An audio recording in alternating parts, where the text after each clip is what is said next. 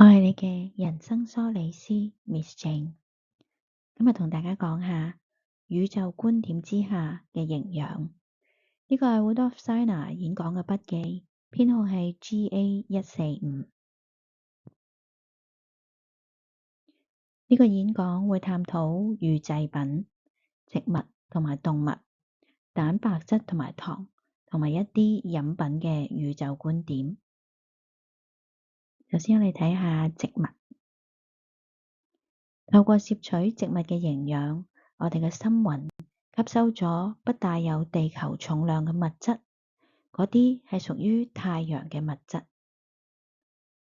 素食讓我哋有機體變得輕盈，能夠將一個人向上提升，離開地球沉重嘅力量，令到我哋越嚟越有感應同埋內在察覺能力。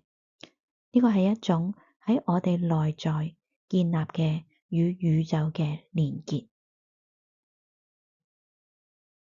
乳汁呢，對於宇宙奧秘進行觀察之後，發現乳汁並唔存在響任何其他嘅星球，呢個係地球獨有嘅物質，而乳汁可以讓人類安居於地球上面。有啲素食者，佢除咗唔食動物之外，亦都會拒絕奶製品。如果呢一個係一個狂熱嘅想法，或者一個盲目嘅決定，咁好容易變成一個淨係鍾意脫離人世嘅人，讓自己失去咗同地球生活嘅連結。亦即係話，我哋投身嚟地球就變咗白走一趟啦。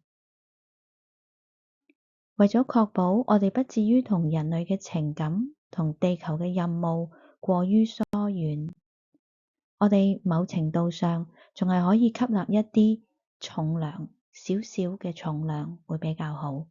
奶製品呢，就係其中一個選擇啦。唔好盲目咁樣追求出世嘅修行，堅持喺地球上面完成我哋要完成嘅任務，其實都係一種修煉嚟㗎。肉類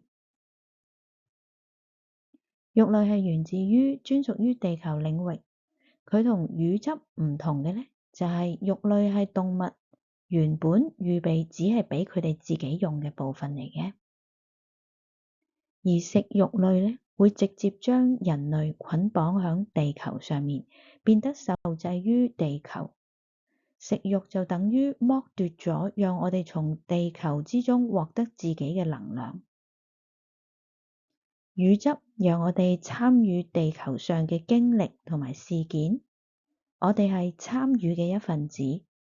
但係動物性嘅食物就好似將我哋判刑咁樣，讓我哋誤以為地球呢個居所就係我哋永恆嘅居所。所以攝取乳製品就好似同靈魂講，我希望留喺地球上面完成我地球上面嘅任務，但係我唔想永遠喺呢度㗎。而食肉嘅話呢，就好似同靈魂講，地球嘅生活實在太吸引我啦，我願意放棄天堂嘅生活，就留喺地球上啦。所以唔好讓自己透過食動物性嘅食物而同地球嘅沉重黐埋一齊，呢個係非常重要嘅要點。所以如果喺遺傳條件許可底下，我哋可以盡量避免食動物性嘅嘢。但喺呢度，我要再次提醒大家，我哋最終嘅決定都仲係要根據每個人個別情況嚟作考慮嘅。跟住我哋睇下關於蛋白質嘅嘢。我哋喺科學室入面做所有嘅實驗，其實都冇辦法讓我哋真正了解蛋白質。喺蛋白質嘅構成裏面，月亮其實扮演住一個重要嘅角色。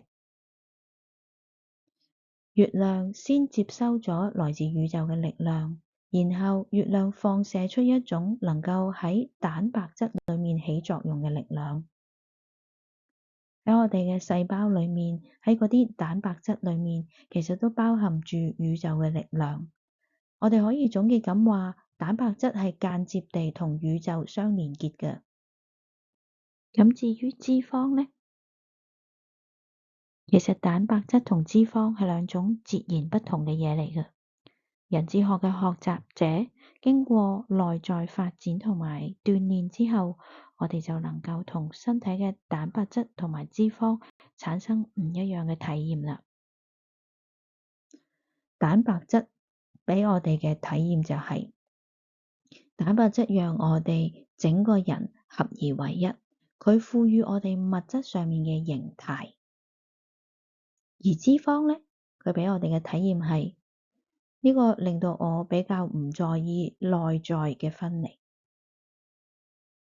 脂肪將我哋提升到超出咗我哋嘅形態，並令到我哋內在人類嘅情感之間嘅關係變得被動同埋冷漠。從脂肪帶嚟嘅懶散同埋緩慢嘅感覺，反映咗喺我哋個物質身上面。糖分，心魂呢會因為糖分而得到內在穩定、內在支持。糖分分佈喺身體裏面，就好似自我個性散播喺身體裏面一樣。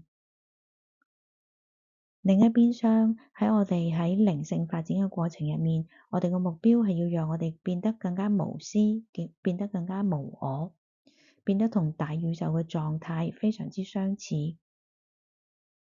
但係我哋嚟地球，畢竟都係帶住一個地球嘅任務，咁糖分呢就係一個好嘅平衡啦。因糖分而發展出嘅自我個性同靈性學習嘅嗰種無私無我嘅狀態，作為一種相對嘅力量，令到我哋可以穩定咁樣掌舵行駛於人間。喺升華到靈性世界嘅同時，我哋都可以發展出自我，能夠從塵世嘅事物入面得出健康嘅洞察。糖分嘅特質係，佢能夠喺唔降低道德同埋品格嘅大前提底下，讓我哋發展出我哋嘅個性。所以食糖實質上係提高咗一個人嘅獨特個體性。我哋可以觀察鍾意食甜嘅人同埋唔鍾意食甜嘢嘅人，比較起嚟，鍾意食甜嘢嘅人會更加容易將自己嘅特質烙印喺佢哋嘅物質身上面。我哋亦都可以從社會性咁樣去理解呢件事。根據統計，糖嘅消耗量較低嘅國家，佢哋嗰啲人嘅個性亦都比較唔鮮明嘅。咁我哋以後去旅行嘅時候，我哋就可以觀察嗰個國家，佢哋啲人鍾唔鍾意食甜嘢，同埋嗰個國家嘅人性格到底鮮唔鮮明，到底係咪保有自我。咖啡。Rudolf Steiner 再次強調，佢並唔係要贊成或者反對咖啡，佢只係希望陳述同埋呈現一個事實。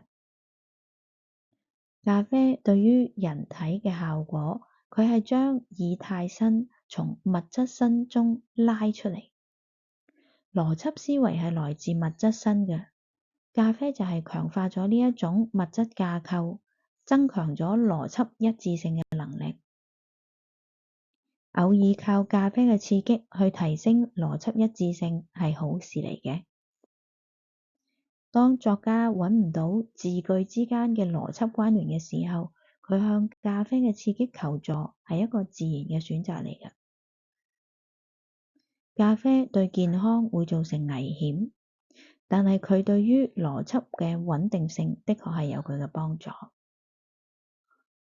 茶呢？茶係促進想像力嘅，但係茶刺激出嚟嘅想像力並唔合乎現實。而當我哋嘅茶飲得太多嘅時候，會令到人對塵世嘅物質變得漠不關心。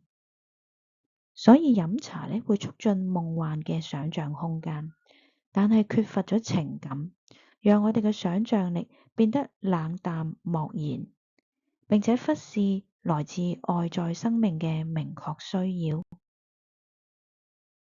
飲茶讓人虛假同埋推搪，所以靈性修行嘅人都唔偏好飲茶。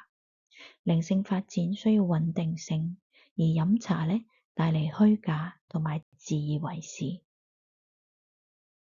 朱古力飲品。最後，如果我哋話飲咖啡係令到我哋有某種嘅穩定性嘅特質，而飲茶呢就讓人吹牛行騙，咁飲朱古力呢，主要嘅功能就係令到人更加庸俗市儈，效果呢同一般人日常飲酒係一樣嘅。我哋要記住，咖啡、茶、朱古力、酒精都係刺激嘅嘢。以宇宙觀點嚟睇，佢哋嘅影響比科學所知道嘅更巨大。以上嘅內容參考咗呢一本書《營養、食物、健康與靈性發展》，你亦都可以喺 Waldorf Steiler Archive 上面揾到呢一篇文章。佢係編號145號講座，呢個係 Lecture No. 2。記住，我係你嘅人生梳理師 Miss Jane， 我要開啟你嘅靈性發展旅程，預約你嘅免費 intake meeting inner.development@outlook.com。